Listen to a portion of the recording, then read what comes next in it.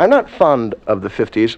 One of the reasons was, in the education department, they had these sort of older women who had gone to normal school in 1899, graduated in 2 years, took religion and first aid. They gave them each a bun in the back, a chignon, and a large black dress and Boy Scout shoes, sent them into schools to say, "No talking! No talking! Button your lips, no talking!" And of course you folded your hands in front of you and you were ready to learn. No tension, no talking. And this was like the worst to me. And civil defense was heavy then. I don't know if you remember this, but this was like an overriding concern. They spent so much time talking about it that I had nightmares. I cared. First of all, they were very subtle. They told us, "Children, a siren means disaster." Dream about them often. When you hear a siren go under a tree, give up. It's too terrible. Don't even try to save yourself. Just take this pill. You know. They taught us a siren means disaster. Then they had the foresight to blow a siren every day at 12 o'clock. Walking home from school with a lunch bag. What's that? Oh, it's just 12 o'clock. Oh, you know. I used to second guess. What if the Russians bombed at 12 o'clock? They're not idiots. We'll bomb at 12 o'clock, Ivan. They don't know. They think it's lunch.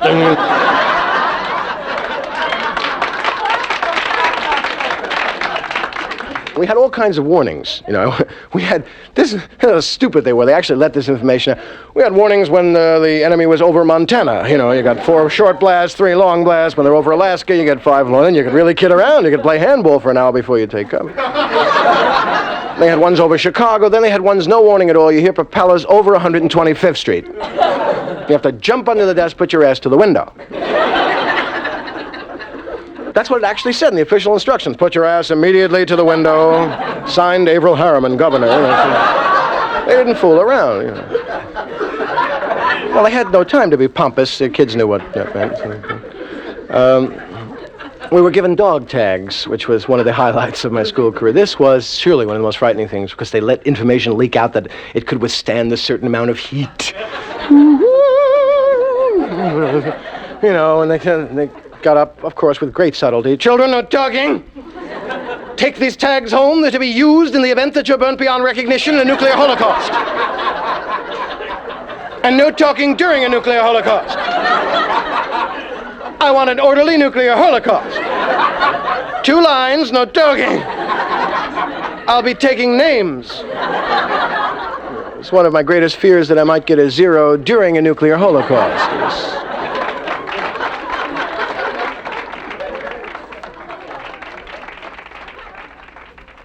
I myself was educated in the New York City school system. I went to PS's, public school it stands for. Everywhere else in the world, you have a name for your school. You know, I go to the Woodrow Wilson School in Chicago, you know. I go to the Thomas J. Duncan School in Omaha. I go to PS 94. Is that depersonalizing? We even had school songs. We actually sang songs to numbers. Now this is, I want to be the kind of boy that 94 can boast about. 80, dear 80, your name will rise above 79. That's what you're, even at sentimental ones, 406, we love you. The halls of 406 was a very good. I went to DeWitt Clinton High School for boys up in the Bronx. An all-boys school. I was in the DeWitt Clinton High School marching band. I have a chin-strap scar right here under my chin to show it. This band was the lowest, the worst band that ever lived. They couldn't read music. They had colors on the glockenspiel. Orange, blue, purple, green, green, green, purple, green, blue. You know, inferior band, the lowest. They couldn't get anyone to be in it, you know. There was no prestige item. You could get hurt in the halls being in the band. Hey, band fag. Boom. For some reason, very intolerant of you know, musicians. I don't know what it, you know, Clinton. But we played the national anthem. People from every country stood.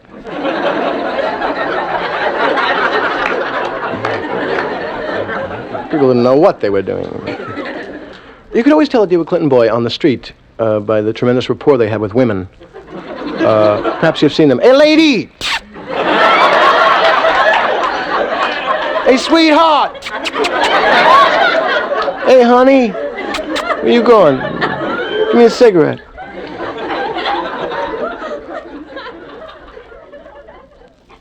You know what I could never stand? The school lunch.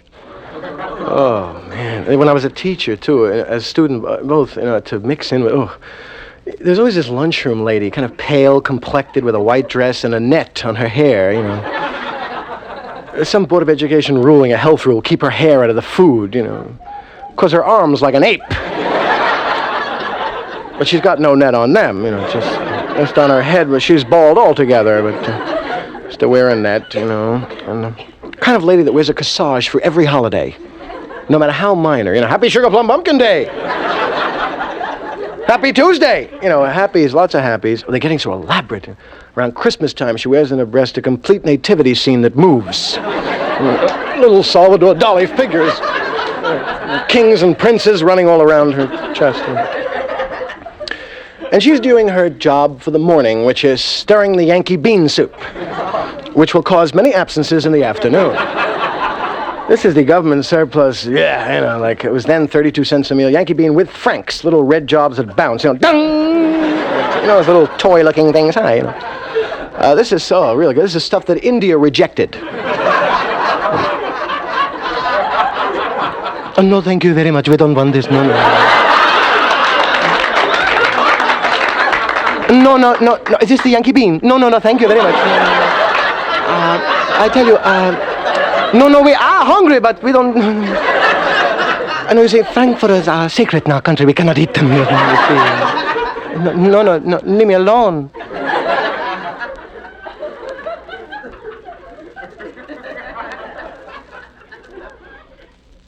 "14 is the most sexual age I can ever remember. At that time, 14, I was totally couldn't do a thing. I thought about sex, dreamt, schemed, planned, got nothing. All I did was grope and be clumsy. There are certain times in your life, like dancing close to Johnny Mathis. I can remember that. Not to Johnny himself.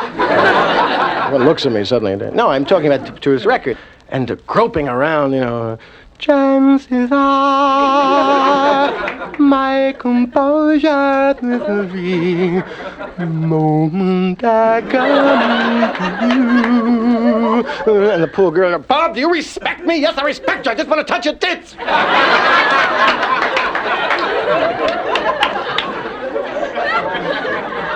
I'm sorry, and I'd walk home with a limp, of course. Hello.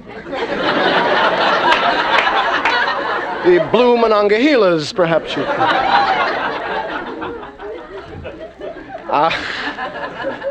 with a mother who didn't understand at the other end. What happened? Nothing, Ma. I hurt my leg. Leave me alone. Oh, humiliating. I remember I found contraceptives in my father's drawer when I was 8 years old, and didn't know what the hell they were, and like everyone else who found them, proceeded to blow them up. And, with a modicum of intelligence, in 10 minutes, you realize you have a very poorly made balloon here. I found them under a pair of Argyle socks the old man never wore, next to a Japanese scarf with 101 sexual positions on it, and a deck of cards that I went steady with for about 2 years. I remember waiting outside a drugstore, planning to buy contraceptives. I used to have to work up my courage. What a dummy I was. So stupid. I used to go in and finally pad my order. Can I have 4 bathing caps, a tube of toothpaste, a comb, and a pack of... if you got it. Oh, no, it's my brother. He gave me a note. I don't know. No, my arms, they're 20 feet long, actually. I felt so awkward and so stupid. I would have paid a guy to buy them for me, really. Somebody could have made a fortune, a kind of contraceptive purchasing agent. Listen, man, are you busy? Would you do me a little favor? Sure, what are you embarrassed? He's embarrassed. Give him a pack of Trojans. And can I have a toothbrush, too, with that, please? And some Pride, if you got it. I'd like a little. I remember once traveling with my parents in Maryland, and we went into this gas station. I went into the men's room, and there on the wall was a contraceptive machine. And I couldn't believe it. Hey, you can beat the system. I thought, hey, I'm 16, man. I can get away with it. Like the crime of the century. I thought, maybe, who knows? Maybe the machine knows how old you are. What do I know? You'll put in a quarter. You're too young. What happens? A kid in the back trying to get contraceptive. And they flood the bathroom, machine guns get on nests. But it didn't happen. It was only in my imagination. I put in my quarter. And out came the little round beauty. And I took it and I put it in my wallet, where it remained for 4 years. Caused a permanent round dent on my buttock. That was like a prestige thing on the dance floor or something. Really, we were animals, dancing. Oh, you flash your wallet, So I said to myself, it's wonderful, wonderful. Hey, Billy, look at that. Oh, I want, tell me, 4X.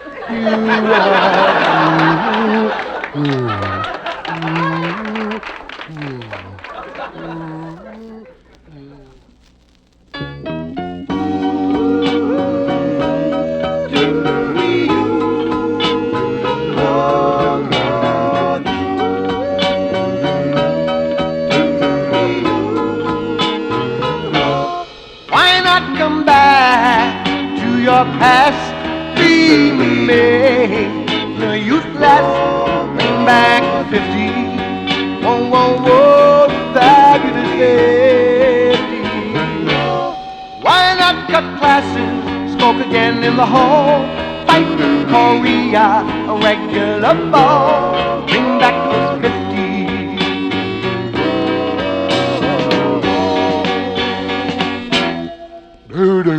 I'm my quaint 50s teenage way. Every word I say is an old cliche. I love you. I pray by those little stars above you. I'll never say goodbye. Put on your bobby tops, comb your hair, have a thrill, while taking cover for your air raid drill. Wonderful 50s. Remember, my darling, 3 blasts, all clear on the drill. And so I wrote a letter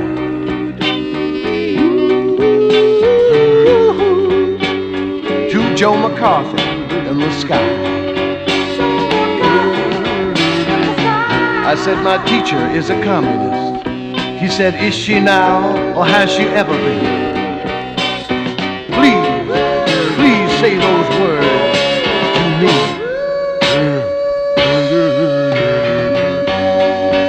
Howdy doody. Howdy doody. John Foster, darling. John Foster, darling. Let Funicello.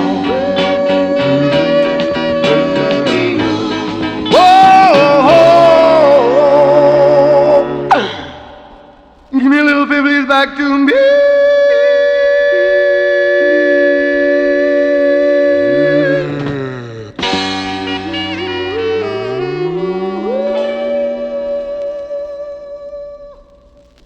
I was a substitute teacher. That's a kind of peculiar job because you never know when you'll be working day to day. You depend on a call from a school principal to wake you up in the morning. Let me describe it to you. A 10-degree winter morning in New York. I'm curled up in my bed in womb position having a sex dream invariably. Maybe not actually, but symbolically. Hot dogs chasing donuts through the Lincoln Tunnel. Whatever, it's a sex dream. Didn't you ever have that one? With the hot dogs dancing, and the donuts wearing garter belts. You never had that one, huh? Oh, what are you people, freaks? I don't know.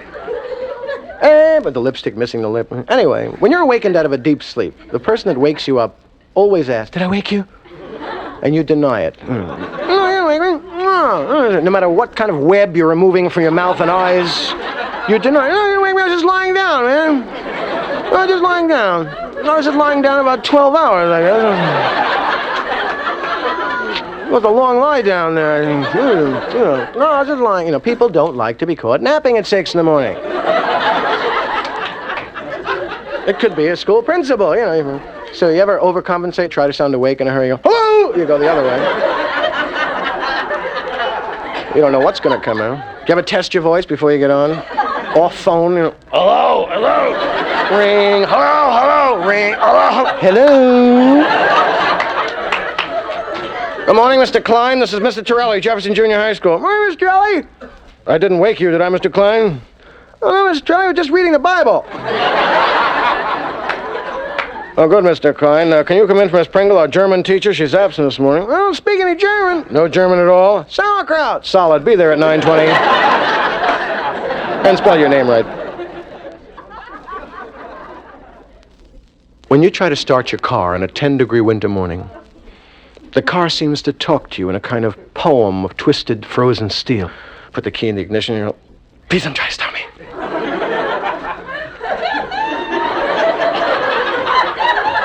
Please don't try to stop me. Leave me alone! Leave me alone!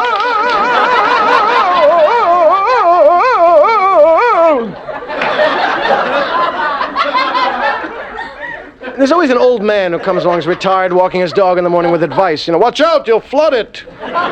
Don't flood it. Leave me alone!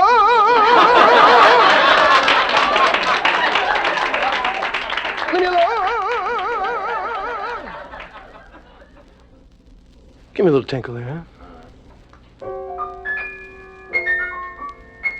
This is that new kind of low-key FM radio sound that we've all become so used to. Kind of subdued, relaxed, late-night radio. Goes something like this. Well, it's 4 a.m. in New York City. And temperature's 31 degrees. Humidity 82%. And we'll be bringing you the best in musical sounds these next 38 hours.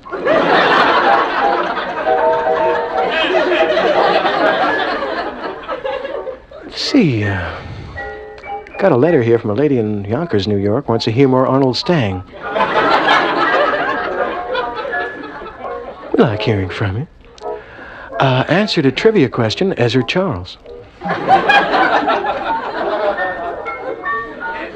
I'll send that right along to you. Let's see, it's 4:01 in New York City. And, temperature, a little jump there, 106 degrees. Humidity is 0. Oh, that hair in your nose kind of dries up, doesn't it, Al? Al Dugan, my engineer. Right on, Al. That coffee was good. Say, if you're within the sound of my voice, we'd appreciate it if you'd call the police. Al and I are sealed up inside here. We'd like to get the hell out. So, little police emergency action, men in blue, and before you do, it's 4:02 in New York City. And just before you go into news time, just before I go into coma,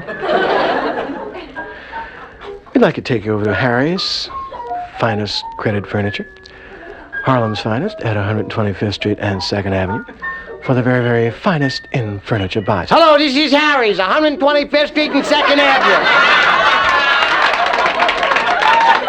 I don't care how long you're working, we will give you credit. I don't care where you're working, I don't care if you're currently in prison. We can work out a deal where others have failed. I have a beautiful bedroom set here, complete with a bed for $4. How do I do it? Volume. So right on, Daddy-O, Mommy-O, Soul Brothers. And here's Rocky to tell you about more of these beautiful furniture buys. Thank you, Harry. See, we have a lovely child's crib here, guaranteed for 5 years, made of durable lead paint. You know, I live in New York City, and I have tremendous respect for people who fight adversity and, you know, hard time and the horrors and misery and fear in the city sometimes. You ever see a guy fishing at 125th Street in the Hudson River? That is patience. Supposing he did catch something. You have any idea what kind of bulldog monster fish that's got to be? What a tough New York fish. He'll come out of the water. Boom! Get that goddamn hook out of my mouth, you idiot! What, do they think that tickles you, moron? Give me that bait. I mean, this is, 20 years dodging tugboats. I'm going to fall for that hook, you rube. What are you, from out of town? All New York City animals are tough, like New York City people. Everywhere else, it's save the wildlife. Everywhere else in the world. In New York City, it's public policy to kill whatever wildlife we have. It is a misdemeanor to feed a pigeon in the city of New York, which they're not enforcing yet, thank goodness, 1984. It'll happen, though. You know, what are they? Old people, who feeds them, right? What, are they going to arrest them? Come here. All right, Muldoon, Pigeon Squad, let's go, Pop, up against the wall. Watch him for knives, Billy. We're going to go, incidentally, on a expedition to one of the many all-night New York grocery sandwich places. You know them. There's a chain of them. We'll see the hostile West Indian who makes sandwiches. There, get ready. You want lettuce, man? Oh, you want pickle too, huh, man? Oh, you want 2 pieces of bread? Oh, just a mean guy. Hates his work. Because, you know, it's funny company there, 4 in the morning. A lot of people scratching their necks. Oh, give me 4,000 Hershey bars and a pack of Camels, you know. You know, allergic, apparently, scratching his arm. I just, you know, they like sweets a lot, the junkies, you know. Give me 3 Yoo-Hoos, 12 Pepsis, a pound of sugar, and a pack of Camels. Give me 17 Devil Dogs, 3 Hostess Twinkies, 14 tons of brown sugar, and a nice one. There is a panhandler in New York City who works 57th Street. Some panhandlers indict you for not giving them, you know, this guy has the greatest bit. Let me describe him. He looks like Khrushchev, like chubby, round, soft, cute. He has a woolen hat with ear laps. He's an old man, and he doesn't indict you directly. He just makes you feel like a criminal if you pass him by very simply holding out his hand and going, please,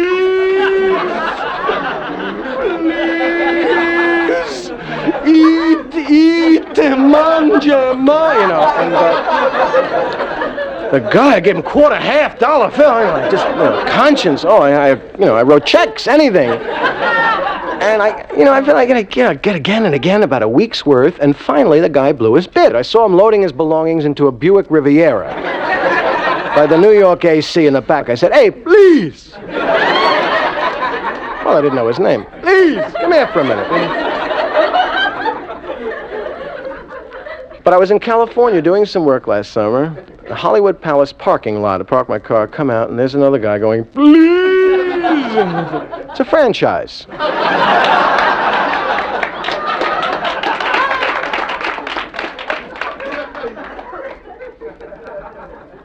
I don't know much, but I'll tell you, if you're walking on the street and you see a man wearing sandals and socks, he's going to have a foreign accent.